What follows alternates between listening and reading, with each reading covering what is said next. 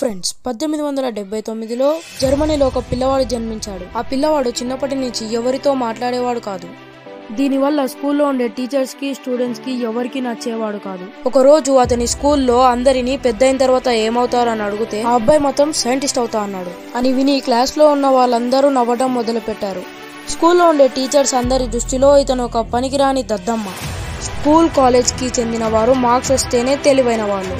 అయితే ఇది అస్సలు నచ్చని ఈయన 15 years కే స్కూల్ నుంచి డ్రాప్ అయ్యాడు. అతనికి నచ్చిన ఫిజిక్స్ బుక్స్ చదువుతూ తెలివిని పెంచుకోవడం స్టార్ట్ చేశాడు. ఆ టైంలోనే ఒక ఆఫీస్ లో క్లర్క్ గా పనిచేసే అవకాశం వచ్చింది. అతనికి నచ్చకపోయిన ఇంట్లో ఉన్న పరిస్థితుల వలన ఆ జాబ్ చేశాడు. చేస్తూనే స్పెషల్ థియరీ ఆఫ్ రిలేటివిటీ కనిపెట్టాడు. ఇది చూసి అందరు సైంటిస్టులు ఆశ్చర్యపోయి ఇక మీదట ఇంత తెలివైన సైంటిస్ట్ మన భూమిలో పుట్టడానికి ఛాన్సే లేదన్నారు.